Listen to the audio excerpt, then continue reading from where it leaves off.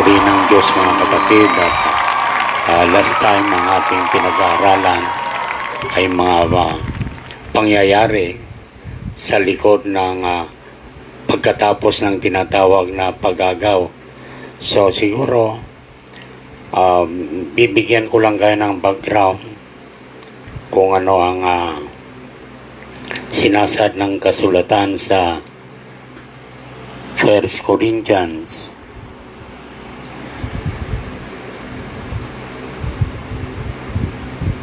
chapter 15 verse 51. Ito ay natatalakay natin last week pero hindi natin binigyan ng puwang upang basahin. Ito ay isang misteryo pero sa panahon natin wala nang misteryo ang Diyos dahil sukat na nailantad na noong ang trumpeta ng ikapitong anghel doon sa Revelation chapter 10 verse 7 ay umalingaw-ngaw. Amen. At dito sabi ni Pablo sa verse 51, Behold, I show you a mystery, we shall not all sleep. Ibig sabihin, hindi tayo mamamatay lahat. Alam natin na sina Pedro, sina Pablo, lahat ng nangaral sa mga apostol ng ating Panginoon, simula sa Day of Pentecost hanggang sa dumaan tayo sa Dark Ages, hanggang sa ating panahon, it is only continuation of the acts of the Holy Ghost in the apostles. Amen. Purihin natin Panginoon. Sabi rito, Behold, I show you a mystery. We shall not all sleep, but we shall all be changed. So, hindi lahat ay matutulog o ibig sabihin, papanaw sa kanilang katawang panlupa. Although, in 2 Corinthians chapter 5 verse 1, malusaw man ang katawang ito, ay meron ng nakandang lilipatan natin a body that is a heavenly. Lilipat lang tayo sa isang lugar na kung saan yun ay tinatawag nating theophany body. Amen. Ang isang Kristiyano na tumanggap kay Kristo, kapag nasa bingit na ng kamatayan ang paghihiwalay between his soul and the flesh, of course, alam natin na ang diwa o ang espiritu ay babalik doon sa Diyos sa Ecclesiastes chapter 12 verse 7. Pag-alisan ng kaluluwa dito sa katawan ay lilipat na doon sa tinatawag na theophany body. So ito isang katawan na galing sa kalangitan, ito'y gawa ng Diyos mismo. Amen. Kaya sabi, we shall not all sleep. But sabi niya, we shall all be changed. Ang tinatawag nitong change, transform. Sabi sa verse 52, in a moment, in the twinkling of an eye, at the last trump. Kita natin? So, ibig sabihin, there are three things that should be done before the a twinkling of an eye, we shall all be changed. Ito yung tinatawag na shout, which is the message of the hour. Ito ang inyong napapakinggan. The voice of the archangel. Ito yung Espiritu ni Kristo buong buo na nai-adapt sa kanyang mga hinirang, the selected few. Then after that, sabi rito yung pangatlo, sabi sa ating babasahin, in a moment, in the twinkling of an eye, at the last trump. Ibig sabihin, voice of the archangel and then the trumpet. Anong mangyayari after the last trump?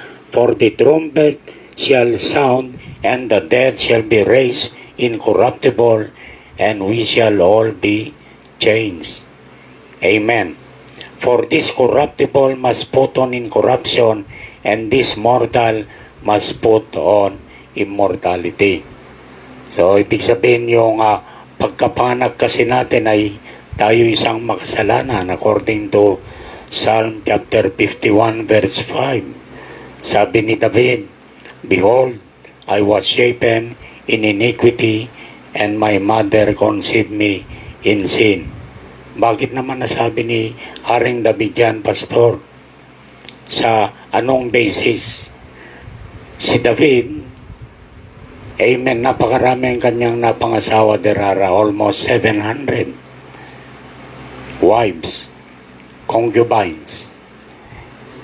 And isa rito, mga kapatid, ay kinuha niya doon sa kanyang isang general, isang sundalo na magiting.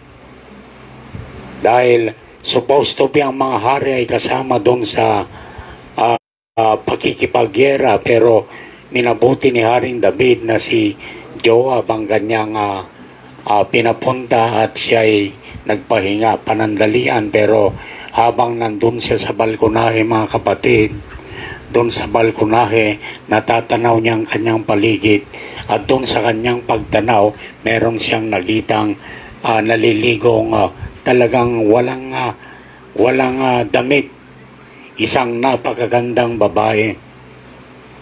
At nung nilingon niya, nagkaroon siya ng tinatawag na pagnanasa. At alam natin ang kwento, nasipingan niya yon. Then afterwards, nung nalaman na ito'y asawa ng kanyang magiting na sundalo, pinapuntahan niya, pinatawag niya yung sundalong yaon, at marahil nag-counting social gathering sila. Then after that, sabi ni Haring David, umuwi ka sa iyong bahay para makasama mo naman ang iyong kabiyak. So, ibig sabihin, magtatagip si Haring David ng kanyang ginawang kasalanan. Ang kasalanan niya, adultery. Ginalaw niya ang asawa ng may asawa. At hindi pumayag itong yung kanyang sundalong magiting, si Uriah. At ang puso ni Uriah, bakit ako sisiping sa aking asawa samantalang ang aking mga kasamang nakikibakbakan doon sa gera ay, hallelujah, siya ay nagkaroon ng compassion. Bakit siya magpapakasarap sa buhay samantalang nakikipagdigmang kanyang mga kasamahan? At nung nalaman yun ni David na change ang kanyang countenance, ang ginawa ni David, tinawag niya si Uriah at kumuha siya ng papel, sumulat siya kay General Joab at sinelyuhan niya ng singsing at ipinadala kay Uriah doon sa kanyang tagapamuno. At nung binasa ni Joab, ang laman ng papel na yon ay dalhin si Uriah doon sa pinaka-hot portion, kung saan hayaan na lang na ito'y mamatay. So, dalawa ang naging kasalanan ni David, isang mangangalon niya at the same time isang murderer. Nakita niyo si David, kanyang ginawa, kaya na sambit na lang niya sa Psalm chapter 51 verse 5 that I was born in sin and was shapen in iniquity in my mother's womb. So lahat ng naipanganak sa tinatawag na sexual desire ay naipanganak sa kasalanan, naipaglihi sa kasalanan, mga kapatid. According to Romans chapter 3 verse 23, lahat tayo ay hindi nakaabot doon sa kalwalhatian ng ating Panginoon, ating katawang panlupa, mga kapatid. Pahiran ng kasalanan, pero ang magandang balita, alam natin, binayaran ng ating Panginoong Hesus nung siya'y nabayubay doon sa krus. Kaya sinigaw ni John the Baptist, "Behold the Lamb of God who takes away the sins of the world." So wala na tayong problema tungkol sa kasalanan na pagkapanganak. Binayaran na ito ng Panginoon, maliban na kailangan you accept that tinatawag na what you call this pardon. Jesus Christ is our pardon. Tanggapin mo lang siya at mapapawalang sala, pupugnawin niya lahat ng mga kasalanang nakakapit dito sa ating katawang panlupa dahil sa karupukan nito. Marupok ang katawan natin, kaya ang gagawin niya ay siyang lilinis.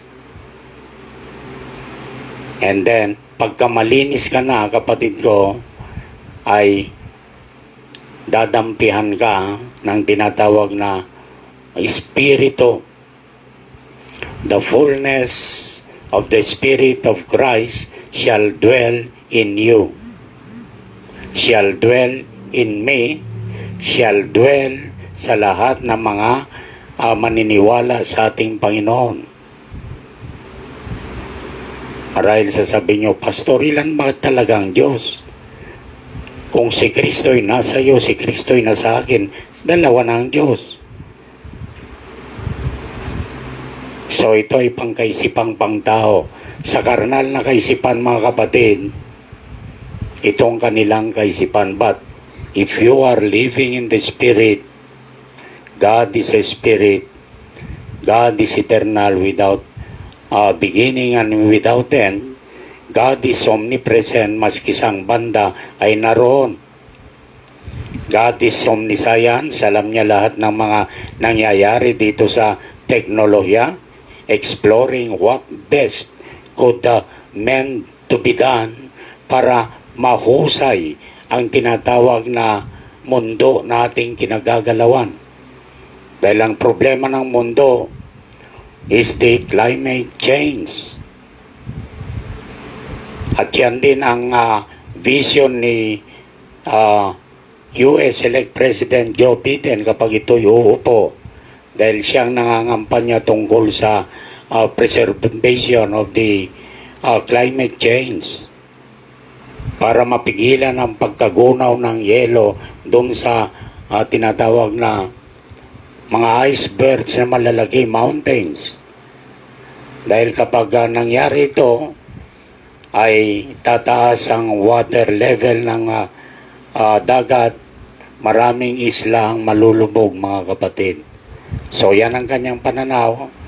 Kaya nakatutok lahat ang mga top leaders, mga globalists tungkol sa environment. Amen. But praise be the name of the Lord. Sabi ko sa inyo, binayaran na nating Panginoon ang ating mga kasalanan. Kaya ang gagawin na lang ng mundo, exploring the earth and the universe. And there is a belief in 1996, nung umattend ako sa isang religious groups, katabi ng Royal Hotel doon sa Macau, nung nandun kami, mga kapatid, at nakausap kong pastor o a leader of that church, at nag-usap kami tungkol sa mga relihiyon. At ang paniwala niya at that time, 1996, kapag nagkaisa na lahat ng relihiyon, darating ng ating Panginoon. So yan ang paniwala ng karamihan, mga kapatid. At lahat ng relihiyon, after more than 20 years ay nangyari ito. There is signage na nangyari doon sa last February, I think. At nagpirmahan lahat ng mga religious leaders about a one world religion. So lahat ng sekta ay sasakupin nito. At ang kanilang layunin isa, pagka nangyari yon, darating na ang ating Panginoon. Mabuti ang kanilang kaisipan, mga kapatid. And lately, ang sinusulong naman ngayon ay magkaroon ng New World order. Ito ang tinalakay ng Papa sa Roma nung nag-invite siya, supposed to be, ang date ay May 12, 2020. Doon sa isang Peace Palace, one of the country in Europe. At magmi-meeting sila about the situation of the world. Kaya ang sabi ng Papa sa Roma, kailangan nating ma-educate ang ating mga paslit, yung mga young ones sa isang nayon, mayroong kinalaman yung adulthood, yung mga leaders, yung mga religious leader doon na pangaralan ng ating mga kabataan how to maintain the sustainable development, na ang ekosistema hindi masisira, or the climate change. So yun ang panawagan ng Papa sa Roma, at ang kanyang kaisipan, mga kapatid, ay gumawa ng mabuti para ang mundo ay magkaroon ng tinatawag na kapayapaan. Pagkapayapa na, nagkakaisang lahat ng mundo, napakabuti yun, mga kapatid. Pero anong sinasabi ng scripture? Magbabasa tayo, mga kapatid, about the scripture afterwards, after the rapture. Amen. Tingnan natin. Revelation chapter 13 verse 1. And I stood upon the sea, sand of the sea, and saw a beast rise up out of the sea, having 7 heads and 10 horns. And upon his horns 10 crowns, and upon his heads the name of blasphemy. Isang beast, isang halimaw. Kausap ko ang director ng PE department ng aming eskwelahan one time. Sabi niya, ayaw kong magbasa sa Book of Revelation. Sabi, bakit? Meron dyan nakasulat, isang halimaw lumabas sa dagat, 7 ulo at 10 sungay. Nakakatakot, sabi niya. So ito yung mga taong karnal at walang kaalaman tungkol sa salita ng Diyos. Amen. So i-define natin. And I stood upon the sand of the sea and saw a beast. A beast in the Bible means power. Isang kapangyarihan ang lumabas. Rise up out of the sea, having 7 heads and 10 horns, 7 ulo at 10 sungay. Let's go further. Ano yung tinatawag na out of the sea? A beast rise up out of the sea. Tingnan natin sa Revelation chapter 17 verse 15. And he said unto me, the waters which thou sawest, where the war seated, are peoples and multitudes and nations and tongues. Verse 16, and the 10 horns which thou sawest upon the beast, they shall hate the war, and shall make her desolate and naked. Ito yung judgment of the war or the beast. Amen. So, nakita natin na isang makapangyarihan ang siyang lumabas galing doon sa dagat, at alam natin ang dagat referring to multitudes of peoples, nation, and tongues.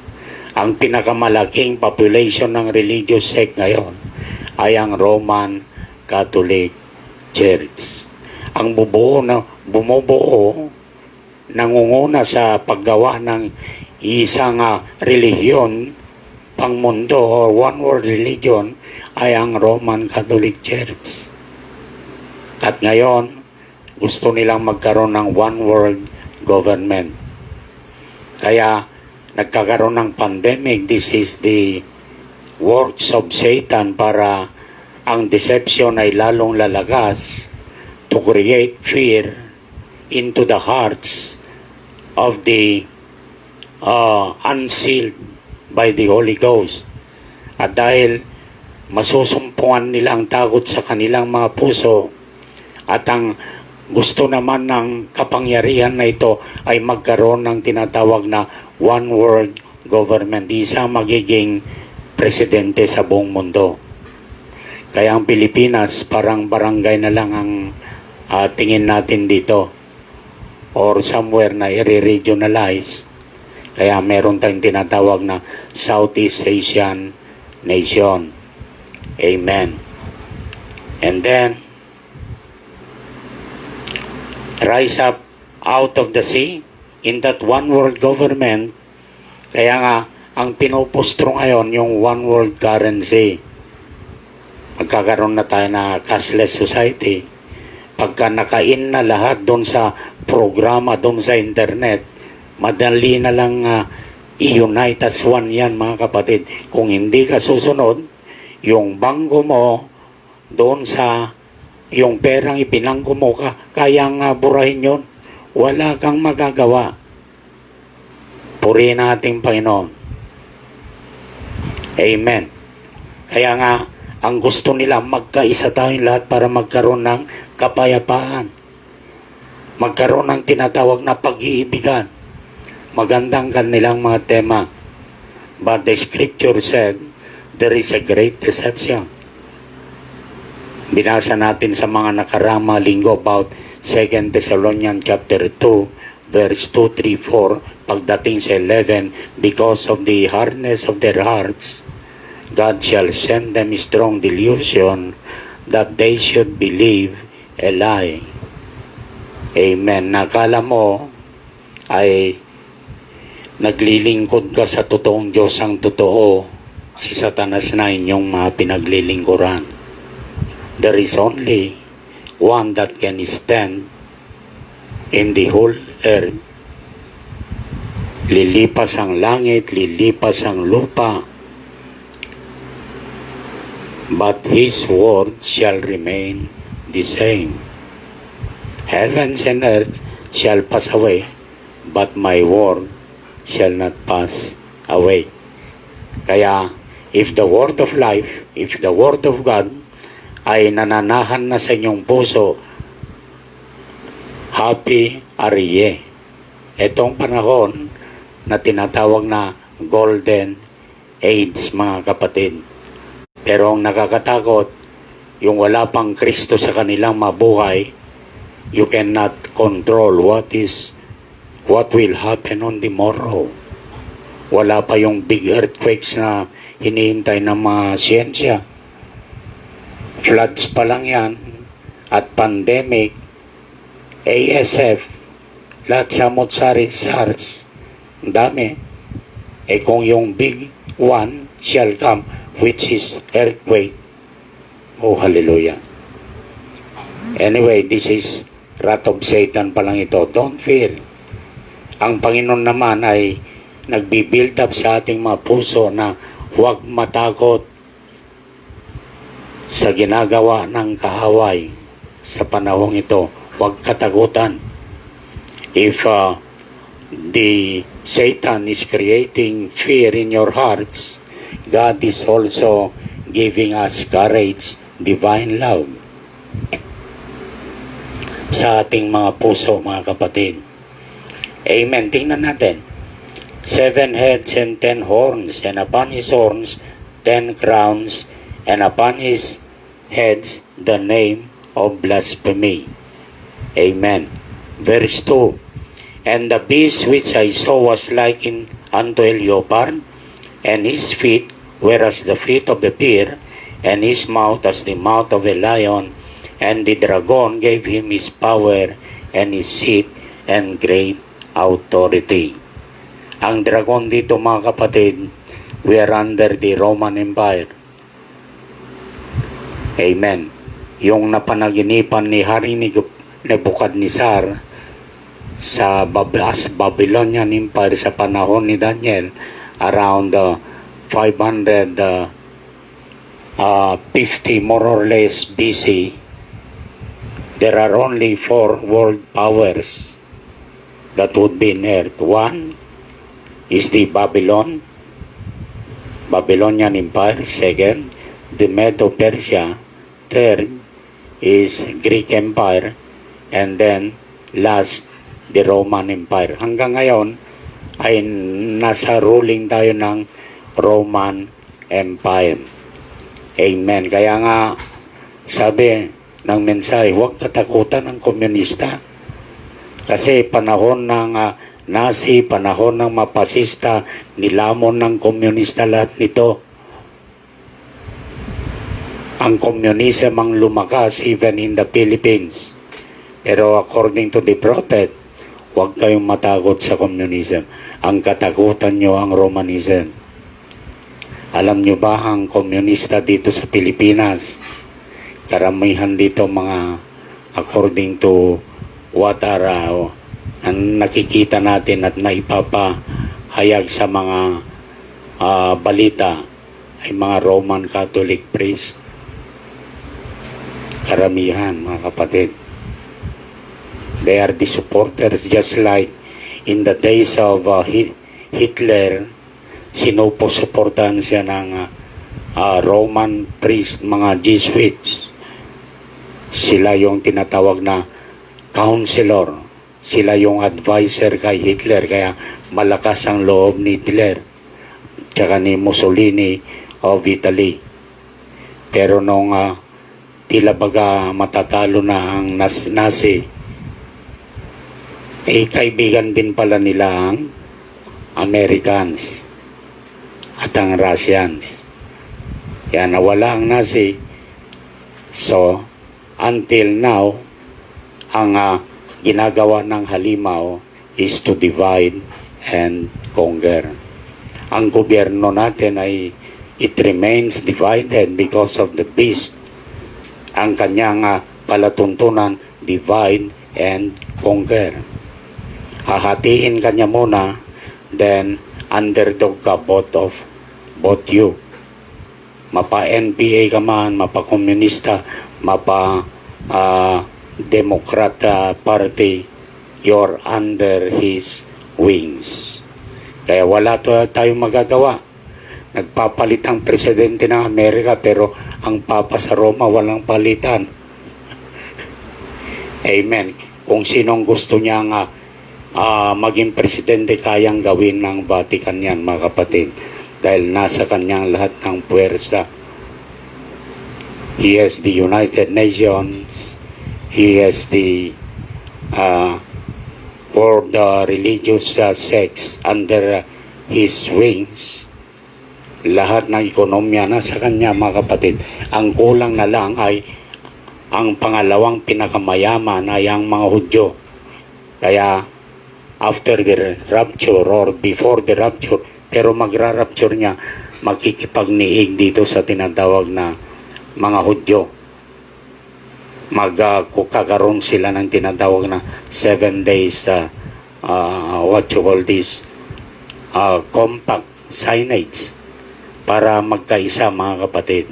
But on the half of the 7 years ay dadayain pa lang mga Hudyo para makuha lang kanilang kayamanan. Kaya yung one world government, it will pursue. Kaya pagka nagkaroon ng one currency, sabi, yes, lahat magkakaroon ng tinatawag na zero debt receipt. Ibig sabihin, pawawalan lahat ng ating mga utang, 0-0. Magkano ang utang ng Pilipinas? How many trillions of dollars? Quits yan. Magkano ang utang ng Amerika? Quits lahat yan.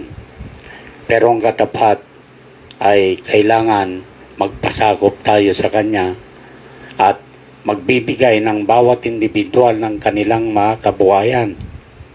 Magandang programang yon, mga kapatid. Pero spiritually speaking, si Satanas gusto rin niyang masamba, katulad ng pagsamba sa Diyos na buhay. Amen. Naglilin lang ang espiritu ni Satanas, mga kapatid. And we as humans, marami ang tinatawag na madideceive. Even the Pope is an innocent victims, the priests, pastors, lahat ng mga religious sects, they were all in a great deception. Ang mga anak ng Diyos, kailangan tayo ay mamuhay na malaya. In Romans chapter 8 verse 14, sons of God are led by the Spirit of God. Amen. At tingnan natin muli sa verse 2, and the beast which I saw, okay, nakuha na natin. And I saw one of his heads as it were wounded to death, and his deadly wound was healed, and all the world wondered after the beast. Noong ang kwan na ito, nakita sa mga nakaraan na natalo siya, one of his heads as it were wounded. Ito ay tinalo ng Ottoman Empire, pero na-revive siya noong nag-turn from Roman paganism, it turned up into Papal Rome. Karoon ng Pope. Amen. And his deadly wound was healed, and all the world wondered after the beast. And they worshipped the dragon which gave power unto the beast. And they worshipped the beast, saying, who is like unto the beast, who is able to make war with him. Amen. Ang beast dito is power. Ang dragon dito is Rome. We're under Roman rule. Remember. And there was given unto him, verse 5, speaking great things and blasphemies, and power was given unto him to continue 42 months. Ang 42 months, 3.5 years. Pagka nagkaroon na tayo ng New World Order in a one world government, ngayon hindi pa ini-specify kung sino ang mamumuno na tao. Basta sinabi kapag wala na kayong utang, may nag-question, paano yung mga property namin?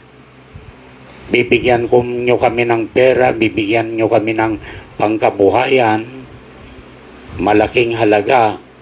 How about our property? Sabi ng tagapagsalita, it would be under the committee. Doon sa global committee.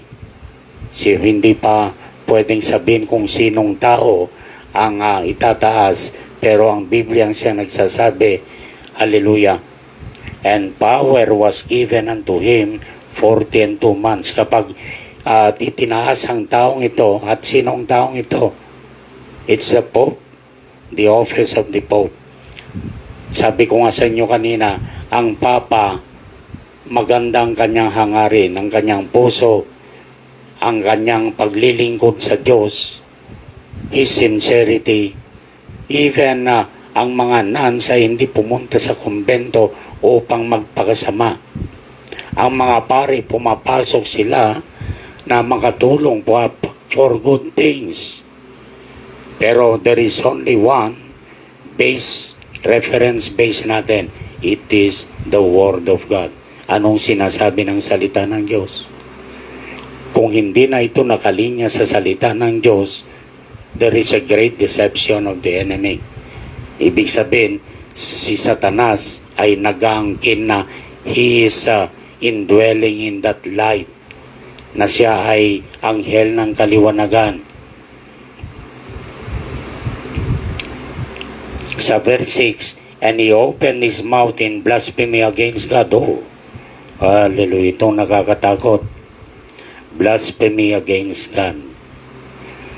Ang Papa sa Roma ang siyang nagdugtong na pwede nang ikasal ang lalaki sa lalaki, babae sa babae, na even the Sodom and Gomorrah has been judged by God because of their condition na napakaraming bakla, maraming lesbian.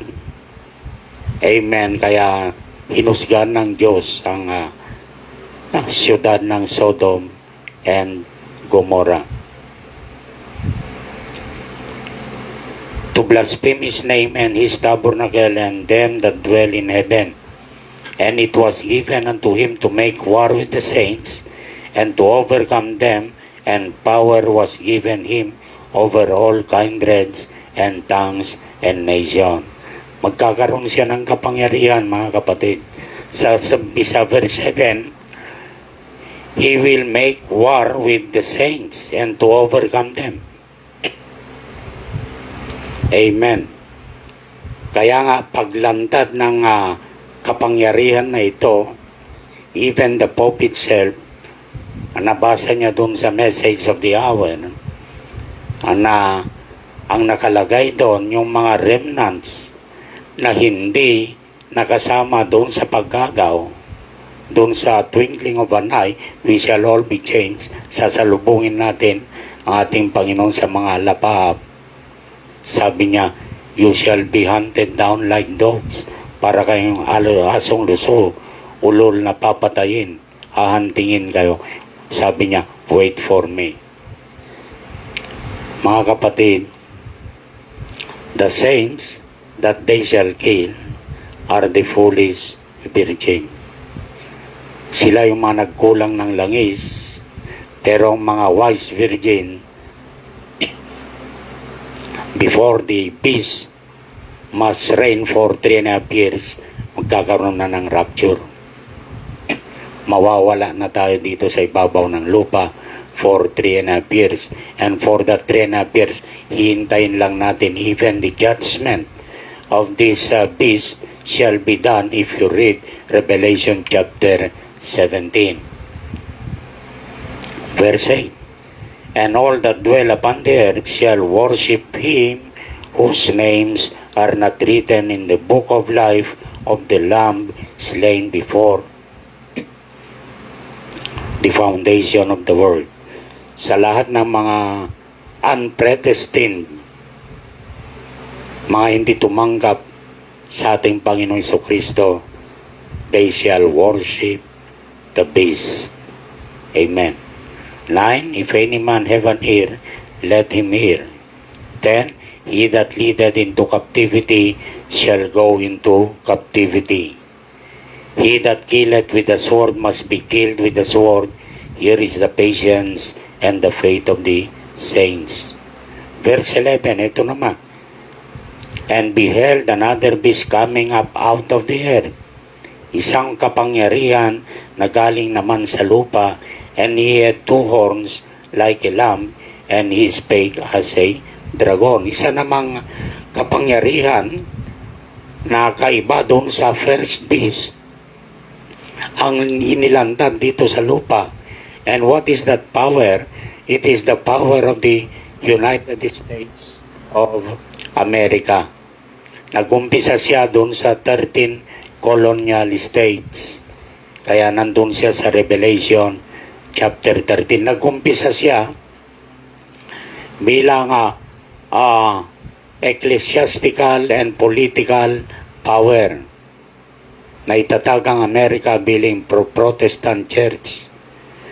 Ang mga totoong original Americans, sina George Washington, Abraham Lincoln, ang uri ng totoong Amerikano at that time ay yung mga Moravians, mga American Indian, na sadyang may takot sila sa ating Panginoon. Even Wesley, galing England, at gusto niyang makonvert ang Amerika, at nung nakita niya ang pananampalataya ng mga Moravians, sabi ni Wesley, John Wesley, ako ang dapat makonvert. Nakita ko ang uri ng pamumuhay ng mga Moravians. Napakalinis. Amen. At na-invade ang Amerika, dumating ang mga puti. The happy-go-lucky one. Kung mag-hunting ay yung mga buffalo, binabaril, iniiwan na lang nila. Parang ginawang game. Parang sports. Pinagpapatay yung mga animal doon sa mga kagubatan. Kaya nung naging uri ng bansa ngayon, ang Amerika in 1956, it was indicted in this year, sabi ng propeta, either you must accept Christ or not. Kung hindi, just wait for your judgment. Amen.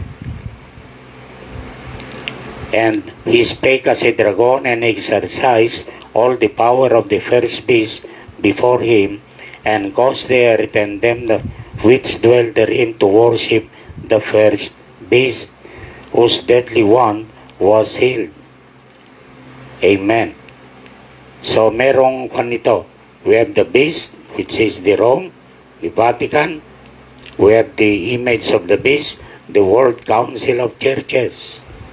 Amen. Yan din ang kapangyarihan ng first beast. Verse 13, and he doeth great wonders, so that he maketh fire come down from heaven on the earth in the sight of men. Ang kanyang wonders at kapangyarihan ay yung bomba from heaven ay ang ginawa niya dun sa Nagasaki and Hiroshima, even in Baghdad, Iraq, mga kapatid, 200 miles ang layo, push button lang, lumipad yung bomba. Yung mga top leaders ng government sa Iraq, nagme-meeting sa isang building, biglang pumasok yung bomba exactly where the location is, the latitude and the longitude. Kaya sandali lang nilang ginapi ang Iraq sa panahon ni Saddam Hussein. 14, and deceived them that dwell on the earth by the means of those miracles which he had power to do in the sight of the beast, saying to them that dwell on the earth that they should make an image to the beast. Image to the beast, ibig sabihin, the World Council of Churches, the one world religion. Ginaganap ngayon dun sa as a Protestant church to make an image unto the beast. Lahat ng relihiyon ay magkakaisa. Magandang kanilang bagay, alam ang kanilang pananaw, pagdating niyaon, darating ng ating Panginoon. Let's make an image of the beast which had the wound by his sword and did live. And he had power to give life unto the image of the beast, that the image of the beast should both speak and cause that as many as would not worship the image of the beast should be killed. In this one world religion, pagdating ng New World Order, lahat ng hindi sasapi dito sa relihiyong ito, pang mundo, ay papatayin. 16, and he caused all, both small and great, rich and poor, free and bond, to receive a mark in their right hand or in their foreheads. 17, and that no man might buy or sell, save he that had the mark, or the name of the beast, or the number of his name. Kaya, ang mark of the beast ngayon is a power or a unified one. Ito yung tinatawag na kapag hindi ka sumali sa aming organisasyon, in that world organization, a system made by men, ay ikaw ay papatayin. Hindi ka makakapagnegosyo, sabi rito. And that no man might buy or sell, save he that had the mark, or the name of the beast, or the number of his name. And what is his number? Here is wisdom, verse 18, chapter 13. Let him that hath understanding count the number of the beast, for it is the number of a man, and his number is 666, or 666. That is the number of the beast. And if you will visit the Vatican in Rome, or dati kasi naka-triple crown ang Papa, doon sa crown niya nakalagay doon, Vicarius Filii Dei. So, V-I-C-A-R-I-V-S. Ang U, wala doon sa Roman numeral. Ang U nila is V pa rin. Vicarius Filii, F-I-L-I-I. D-E-I. Pag sinamak mo yung kalughulugan ng numerong to, it is 666. At meaning ng vicarious Filidae is instead of the Son of God. Or sa Tagalog, kahalili ng anak ng Diyos. Habang wala si Kristo dito sa ibabaw ng lupa, ako muna inyong sasambahin. Satan wants to be worship also. So he will reign in that one world government for 3.5 years. Amen. Hallelujah. At ang pangyayari ngayon ay napakabilis at hindi na natin pwedeng sabihin ng Amerika ay is a Protestant nation because almost 60% more than ay mga Catholic. At ang elected president, if ever na upo si Joe Biden, ay isang Katoliko. At of course, ang Katoliko, maraming utang ang US doon sa World Bank. Kayang ipawalang bisa ng Vatican dahil ang pinakamayaman sa buong mundo ay ang Roman Catholic Church. Ang mahuling bilangan noon, they have in 1960s $375 trillion plus gold volumes. Ibabalik sa gold standard ng paggawa ng pera. Amen. Kapag ibinalik yon, it is the rising of the Roman Empire again, Romanism. Kaya sabi ng propeta, huwag kayong matakot sa communism, huwag kayong matakot sa fascism or any ism. The rise of the Romanism,